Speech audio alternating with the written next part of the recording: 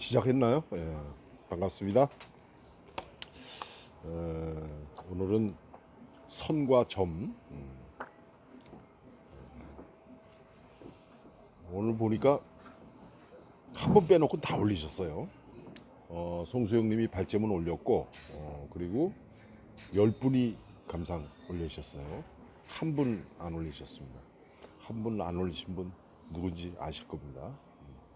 그리고 그 감상문 올린 거를 이렇게 조회수를 보니까 안 읽으신 분들 있어요. 그래서 감상문 써 올린 게 조금 좀 미흡한 게 있다고 해도 다들 한번 읽어보세요. 좀 참고가 될 겁니다. 그죠? 네. 자, 선과 점. 송수영님 발제문부터 보도록 하겠습니다. 송수영님이 저거를 줄거리를 잘 요약을 해주셨어요. 네. 그리고 줄거리 다음에 구성을 말씀해 주셨는데 이거 같이 볼까요? 요 좀 보여주실래요? 이거 좀 보여주세요. 화면에 잡히는지 모르겠어요. 구성해가지고 요거를 이렇게 제가 이거 편집을 새로 했습니다. 새로 했는데 현재, 그다음에 회상, 현재, 회상 이렇게 동그라미 친 건 현재고 그다음에 옆에 표시된 거는 회상으로 나오는데 이거를 그 구성으로 보면 어떻게 되냐면 과거와 현재가 복합 구성이 돼 있어요. 이거는 지난번에 뭐 역순행적, 순행적 뭐 이런 말을 했는데 그거하고 달리 현재하고 회상, 과거가 자꾸 교차하죠. 그래서 이 회상한 것도 마찬가지예요. 이 회상한 게 요게 제일 먼 과거냐 하면 그렇지도 않죠. 제일 먼 과거는 돌 줍던 어린 시절이 되겠죠. 그 다음에 두 번째가 여기죠.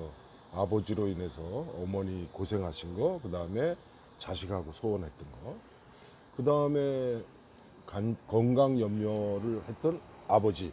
아마 요게 2번, 3번이 거의 같은 시간일 거예요.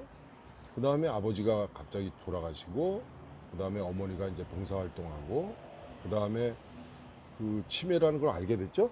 현재에서 치매라는 걸 알게 되면서 형과의 제사 문제가 회상으로 나오는데 사실 이건 회상이지만 과거는 아니죠. 지금 현재 쭉 진행되는 거예요. 현재 진행되는 걸 보면은 김영양사한테 갑작스럽게 전화가 와요. 수업 중에. 그 김영양사한테 수업 끝나고 연락을 했더니 어머니 치매에 걸렸다는 거야. 그래서 어머니를 병원에 모시고 가서 진단을 받아봤더니 치매 초기야. 그 다음에 치매 진단과 치매 공부를 해요. 이제 어머니를 어떻게 이제 진료를 할까? 그 다음에 어떻게 간병을 할까? 아니면 어떻게 집에 모실까? 이런 고민을 하죠. 그러면서 예전에 들었던 얘기를 다시 한번 확인을 하죠. 그런 다음에 가족 회의를 하고 그러고 나서 이제 결론 내린 게 이제 합가하는 거예요. 물론 그 의사 선생님이 알려준 대로 합가하는 거예요. 그 다음에 형하고 만나고 이제 같이 이제 의논을 해요. 의논을 하고 나서 아내의 허락 그리고 이사를 준비하죠. 이사 준비하면서 어머니 집 방문해 가지고서는 바로 전날 내일이면 이사인데 이사를 하는 건데 오늘 가서 뭐 거의 어머니 친구분도 만나고 그러다가 갑자기 어머니 사고 났다는 소식이 들리죠. 요게 왜 이게 지금 많은 분들이 이거 지적을 하셨는데 이게 이해가 안 간다. 그다음에 뭐 복잡하다. 그다음에 따로 떨어져 있는 것 같다. 왜 이런 얘기를 하냐면은 서술을 어떻게 하느냐가 문제이지 얼마든지 이렇게 할 수 있는 거예요. 그러니까 과거하고 현재가 복합적으로 구성되어 있는 거는 소설 속에서 얼마든지 할 수 있어요. 다만 문제는 뭐냐면은 요런 회상 장면들이 서술 속에 녹아 있어야 돼요. 그런데 좀 겉도는 그런 느낌이 드니까 많은 사람들이 이걸 지적을 했어요. 그래서 나중에 구성하실 적에 이걸 어떻게 조절을 좀 잘 해보도록 하세요. 그 다음에 이제 감상에서 이제 그 무슨 얘기를 하냐면 단편 소설 치고는 단락이 많다. 단락이 많다. 이런 걸 한번 생각해 보고 싶어요. 우리가 문장이라고 그러잖아요. 문장. 그 다음에 문장이 몇 개가 모이면은 뭐가 되냐면은 문단이 되겠죠. 문단. 응? 문단. 그다음에 이 문단이 모여가지고 뭐가 되냐면 단락이 돼요. 단락. 아이고 이게 저 새거가 돼가지고 주의하실 것이 뭐냐면은 문장은 하나의 사고가 딱 끝나는 거죠, 그죠? 하나의 사고가 끝나는 거고 그 다음에 문단은 한 개 이상의 문장이 모이는 거예요. 그래가지고 어떤 생각이나 느낌 이게 어떤 딱 완결된 것을 나타내는 게 문장인데 이 문장 한 개 이상의 문장이 모여서 하나로 묶어진 즉 내용이나 형식을 중심으로 하나로 묶어진 거예요. 그래서 문단 나누기는 어떻게 해요? 행가리를 하면 되죠. 엔터 치면 됩니다. 그리고 이 문단이 몇 개가 모여가지고 단락을 이루는데 이거를 설명하자면은 예전에 지난번에 제가 그런 얘기를 한 적이 있어요. 이 영화하고 이렇게 된 겁니다. 예. 이 영화하고 이거 좀 이상하게 이 영화하고 소설하고 무슨 얘기를 했냐면은 서술 기법을 얘기를 했어요. 영화하고 소설. 이 서술 기법을 얘기했는데 이 뭐라고 얘기했냐면 똑같다고 그랬잖아요. 서술. 그러니까 영화하고 소설의 서술 기법이 똑같아요. 이걸 다른 말로 얘기하면 뭐 서사 기법이라고도 얘기하는데 뭐 서술이나 서사나 마찬가지입니다. 이 기법이 똑같은데 차이가 나는 거는 영화에서는 뭐를 해요? 장면 번호라는 게 있어요. 아실 거예요. 이렇게 되는 거예요. 이렇게. 요 장면 번호에서 요것이 소설에서는 요 단락이 됩니다. 단락. 그리고 이 여러분 영화 촬영하는 거 보셨어요? 뭐 이렇게 가지고 이렇게 가지고 뭐 이렇게 딱 뭐 이렇게잖아요. 딱 한쪽에 요 딱 하는 그 판때기에 써 있는 거 보세요. 써 있는 거 보면 이렇게 돼 있어요. 어떻게 되냐면은 예를 들어서 이렇게 돼 있어요. 뭐 커피숍 씬이에요. 커피숍. 그리고 씬 넘버 요렇게 1 아니면 뭐 4. 이거 뭐냐면은 씬 번호, 장면 번호는 요게 장면 번호가 만약에 6번이라 그러면 장면 번호 6번에 네 번째 컷이다 이런 얘기예요. 그래서 그 영화 이게 촬영하는 거 여러분들 보셨는지 모르겠는데 컷 레디 고 하잖아요. 그리고 요 컷이 요게 여기까지 끊어라 이런 촬영을 끊어라라는 뜻도 되지만 이게 뭐냐면 씬 넘버에다가 요거는 뭐냐면 컷 번호예요. 그래서 그 나중에 저 한번 다시 유심히 보세요. 이렇게 레디 고 이렇게 할 적에 여기 보면 S하고 샤프하고 번호가 쓰여 있어요. S하고 샤프하고 여기 번호 장면 6장면에서 컷 번호가 몇 번이다? 4번이다. 그러니까 네 번째 컷이라는 거예요. 그게 결국 무슨 얘기냐면은 영화에서는 장면과 컷으로 나누는데 요 컷, CUST, 요 컷이 소설에서는 단락이 돼. 여기서 주의해야 할 것이 이 컷, 영화에서의 컷과 소설에서의 문단, 이게 서로 상관관계가 있다는 거. 그래서 영화를 이렇게 서사하는 기법하고 소설의 서사 기법하고 유사한데, 그런데 문제는 뭐냐면은 영화에서는 이것을 다 부호로 장면 번호 나오죠, 컷 번호 나오죠 이렇게 했는데 소설에는 그게 아니에요. 그래서 지금 선과 점 이 작품에서는 자꾸 단락을 나눠놨어요. 한행 비우기 했죠. 한행 비우기를 했단 말이에요. 이렇게 한행 비우기를 하면서 단락이 굉장히 많은 것처럼 느껴져요. 안 좋아요 이게. 물론 단편소설 읽어보신 분들 어떤 단편소설은 이 단락에 번호를 붙이죠. 그래서 단락 번호로 해가지고 1, 2, 3, 4 이렇게 번호를 붙인단 말이에요. 번호를 붙인 걸 보면은 요 1번, 2번, 3번에 구분이 돼요. 1번의 어떤 사건 내용하고 2번의 사건 내용하고 달라요. 물론 연결은 되겠지만 이렇게 소설에서는 굳이 행가리를 하거나 한행을 비워가지고 이거를 구분을 안 해줘요. 그러면 독자들이 읽어 나가면서 소설 단락을 스스로 알아채는 거죠. 그런데 지금 이 선과 점은 단락을 너무 많이, 이 문단을 너무 많이 나눠놓고, 문단 나눠놓은 것도 문제지만 이 문단과 문단 사이를 다 한 행씩 비워놨어. 그거 안 좋은 겁니다. 그래서 헷갈리는 거 많아요. 여 지금 저 감상 쓰신 분들 지적한 거 보면은 그거 다 지적하셨어요. 단락이 너무 많다. 한 행씩 왜 비웠느냐 뭐 이런 얘기입니다.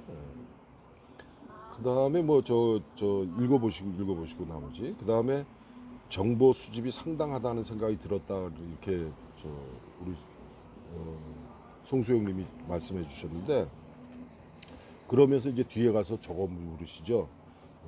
자료 조사를 어느 정도 해야 될까 뭐 이랬어요. 자료 조사요? 많이 할수록 좋습니다. 자세하게 구체적으로 아주 세세한 자료까지 다 모으셔야 돼요. 그래야 소설 쓰는데 편합니다. 특히 나중에 저 여러분들 이제 숙달이 돼가지고 역사 소설 쓰게 되잖아요. 그럼 역사 소설 쓰게 되면은 그 시대의 어떤 상황하고 시대 상황하고 그 다음에 복장하고 의식이죠. 의복, 그 다음에 생활 풍속 이런 것까지 다 조사를 해야 돼요. 비근한 예로 이런 거죠. 영화를 찍는데 예를 들어서 세종대왕 때 사건을 영화로 찍어요. 그런데 영화를 찍고 보니까 저 뒤에 가서 뭐 잔디밭에 들어가지 마시오 이런 게 나왔다. 안 맞잖아요. 그죠?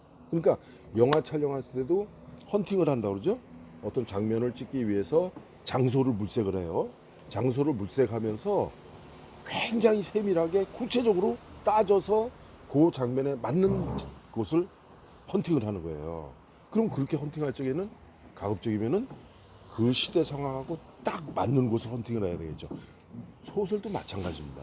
소설도 이제 역사 소설 써보시면 알아요. 자료 조사를 굉장히 잘해야 돼요. 이거 저 자료 조사하고도 관련이 되는 거지만 저를 아는 분들이 제가 뭐 문학을 하는 사람인데 저를 뭐 야생화 뭐 전문가로 이렇게 얘기를 해요. 왜 그러냐면은 제가 이렇게 들길이나 산보를 하다가 사진을 많이 찍어요. 꽃 사진을. 그래가지고 그 꽃을 이제 제 블로그에다 올려놓고 내가 본 꽃, 이래가지고 블로그에 쭉 연재를 하는데, 여러분들 이거 뭐 제가 이거 자랑 삼아 한번 보여드릴게요. 여러분들 사진에는 여러분들 저 전화기에는 어떤 사진들이 많이 있는지 모르지만 제 전화기에는 꽃들만 있어요. 꽃들만 이렇게 꽃들만. 예? 이렇게 이거 왜 그러냐면 관심이 있으니까. 그래서 이 꽃을 자세히 흔히 말해서 접사라고 그러죠. 접사로 자세히 찍고 멀리서도 찍고 줄기도 찍고 꽃잎도 찍고 꽃 안에 암수 수수도 찍어요. 왜? 자세히 알려고. 그래서 제가 이 꽃에 관심을 갖게 된 게 어떻게 이 꽃을 이제 관심을 갖고 이렇게 유심히 보게 됐냐면은 소설을 쓰다가 배경이 어느 산길이에요. 그래서 그 산길은 내가 예전에 걸었던 산길이잖아요. 그죠? 그거를 머릿속에 떠올리면서 소설을 쭉 서술해 나가다가 묘사를 하면서 꽃은 생각이 나서 묘사는 하는데 이 꽃 이름이 생각이 안 나는 거예요. 여러분들은 어떤지 모르겠는데 저는 이 뇌가 좀 단세포라서 그런지 뭐가 하나 딱 걸리잖아요. 그러면 못해요. 글을 못 써. 단세포라서 뭘 하나 집중해서 하잖아요. 옆에서 누가 쓰러져도 몰라요. 이 장단점이죠. 장점이자 단점인데, 그러다 보니까 그 꽃을 이름을 알려고 무진장 노력을 했어요. 한 며칠 걸렸어요. 나중에 그 꽃 이름을 알아가지고 이제 그 꽃 이름 정확하게 쓰면서 이제 그 장면을 이제 서술을 하게 됐는데, 이렇게 아주 세세한 부분까지도 자료 조사를 해야 된다. 그러니까 지금 이 선과 점을 쓰신 분은 치매하고 관련된 것을 굉장히 많이 조사를 했어요. 아까 저 나중에 보면 알겠지만 어떤 분은 이거 경험담이다. 본인이 겪은 거다. 여기 아마 태준? 응? 태준인가 민준인가? 이름을 이제 바꿔놨는데, 그 민준으로 합시다. 민준이라는 이 인물이 아마 이 글을 쓴 사람이 아닐까, 이런 상상을 할 수 있겠죠. 추정을 할 수 있게끔 그렇게 조사를 잘 해놨어요. 그리고 조사한 내용들이나 그 중간중간에 그 이야기들이 다 이 민준이라는 사람의 경험. 그러니까 즉 작품은 작가의 얼굴이라고 그랬으니까, 작가의 삶이라고 그랬으니까 이 글을 선과 점이라는 이 소설을 쓴 사람의 얘기겠죠. 물론 저도 그렇게 느껴져요. 그런데 문제는 뭐냐면은 자기 자신의 삶이 소설 속에 녹아 있다고 하더라도, 그리고 자기 자신이 자료 조사를 해서 이렇게 소설에 이렇게 삽입을 해서 사건이나 인물을 이렇게 설정을 해서 묘사를 한다고 하더라도, 가능하면은 작품 속에 이게 자연스럽게 녹아 있어야 돼요. 뭐 옷 예쁜 거, 아주 뭐 휘황찬란한 옷들, 흔히 우리가 뭐라 하냐면 천의 무봉이라고 그러죠. 즉 하늘나라의 옷은 바느질한 흔적이 안 나타난다는 거 아니에요. 바느질한 흔적이 없을 정도로 그렇게 멋진 옷을 우리가 천의 무봉이라고 해요. 천의, 하늘나라 옷인데 무봉, 봉은 뭐예요? 바느질이에요. 바느질 자국이 없는 옷, 그거를 이제 흔히 천의 무봉 뭐 얘기를 많이 하는데, 왜 이 얘기를 하냐면은 내가 경험한 것, 내가 사전을 보고 알아낸 것, 아니면 내가 어떤 자료 수집을 해가지고 인터넷을 뒤져서라도 알아낸 것, 이런 구체적인 사실들이 소설 속에 녹아 있어야 돼요. 근데 여기는 지금 안 녹아 있잖아요. 그죠? 여기 지금 그런 얘기가 나와요. 일단 저 송수님이 이렇게 뭐 얘기하다 보면 가끔가다 이름도 자꾸 헷갈려가지고 그럴 때가 있어요. 어디는 또 어디로 갔는지 없어졌네. 예. 이 발제문에 중점적으로 발제문을 보면서 얘기 때문에 나중에 또 나옵니다, 이 얘기가. 느낌표가 많이 나왔다고. 근데 여기 지금 발제하신 분은 느낌표를 얘기하셨는데, 저는 느낌표보다도 작은 따옴표에 신경 쓰였어요. 느낌표도 물론 이 뒤에 어떤 분은 감상문에, 이 어떤 분 감상문에는 대화가 아니라 서로 싸우는 것 같다. 왜? 느낌표가 자꾸 나오니까 말끝마다 느낌표가 나와요. 느낌표가 나오면, 대화에 느낌표가 나오면 진짜 느낀 거거나 아니면 진짜 성질 내는 거예요. 느낌표. 제 생각에는 이 선과 점이라는 작품에 나와 있는 느낌표 다 빼도 아무 상관없어요. 그래도 다 통해요. 그 다음에 물음표도 마찬가지고. 그래서 이 소설 서술문에 저기 느낌표나 그 물음표는, 의문부호는 쓰지 마라 그랬잖아요. 대화에서는 의문부호나 느낌표 쓸 수는 있지만 그거 느낌표 굳이 쓸 필요 없어요. 느낌이 만약에 나오면은 그 느낌표를 넣을 부분에, 물음표를 넣을 부분에 그거를 서술을 해주세요. 어떤 느낌이었다, 어떤 감정이었다, 이런 생각으로. 그 다음에 1인칭 관찰자 시점으로 둘째 아들인 나의 입장에서 서술하고 있다 그러는데, 주인공이 누군지 모르겠어요. 이게 1인칭 관찰자인지 1인칭 주인공인지. 다만 관찰의 대상이 어머니일 뿐이지 사실 주인공은 민준이라는 사람 같아요. 민준이가 느끼는 거죠. 그리고 대상이 어머니일 뿐이죠. 그 다음에 어머니의 치매를 경험하는 가족들의 모습을 따뜻한 시선으로 그려낸 작품이라고 생각한다. 그렇게 맞아요. 그리고 지금 이 발제하신 분이 함께 생각해보고픈 문제, 그래서 두 가지를 제시를 했어요. 아까 취재하고 자료조사는 얘기했어요, 미리. 취재와 자료조사 많을수록 좋습니다. 단 그렇게 조사한 내용은 소설 속에, 서술 속에 녹아 있어야만 돼요. 그렇게 녹아있지 않고, 지금 여기는 이 질문을, 이 발제자가 왜 이 질문을 하셨냐면은 조사를 많이 하고 취재를 많이 하고 자료조사 한 것 같은데 그게 따로 논다는 거예요. 이런 걸 우리가 뭐라 하면 현학적이라고 해요. 현학적.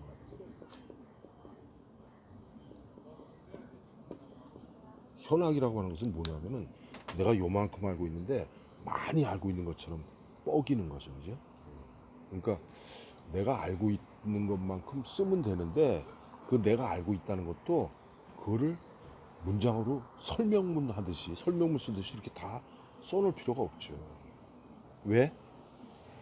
안 이어져요. 그러니까 소설 속에 그 치매와 관련된 그 작자가 조사한 거죠. 소설 속에서는 민준이가 조사한 건데, 그 민준이가 조사한 치매와 관련된 어떤 이야기들이 설명들이 소설 속에 녹아있지 않고 겉돌아요. 그러니까 내가 이만큼 조사했다, 뭐 그걸 나타내는 것 같은 그런 느낌입니다.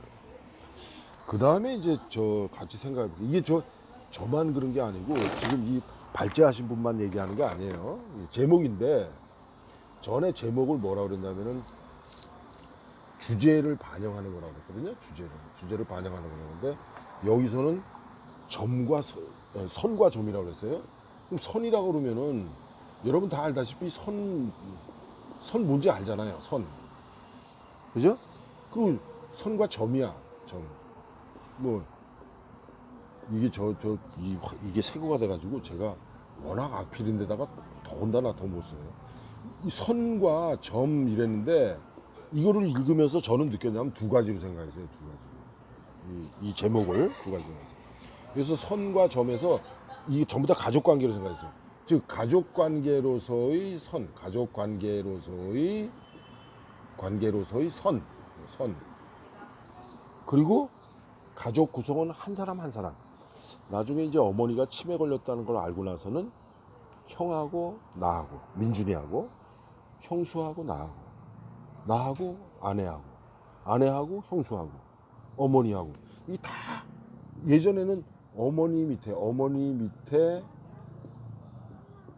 형이 있고 내가 있고 나하고 아내가 있고 여기 또 누가 있고 이렇게 어머니하고 나하고 어머니하고 형수하고 이렇게 연결돼 가지고 나하고 아내하고 이렇게 선으로 연결되어 있던 것이 어머니가 치매라는 것을 확정 딱 되고 나서는 치매 진단을 받고서는 이게 다 점으로 바뀌어 버려요. 이건 뭐냐? 가족은 선이지만 점은 개인이죠. 그러니까 한 사람 한 사람이 다 따로 노는 거예요. 그런 면에서 선과 점이 아니겠느냐 이런 생각을 했고 또 하나는 어떤 생각을 했냐면은 이 뭐예요 치매라고 하는 것이 이제 치매를 한자로 쓰면 이렇게 돼요. 이거 병이라는 거죠. 병이라는 거고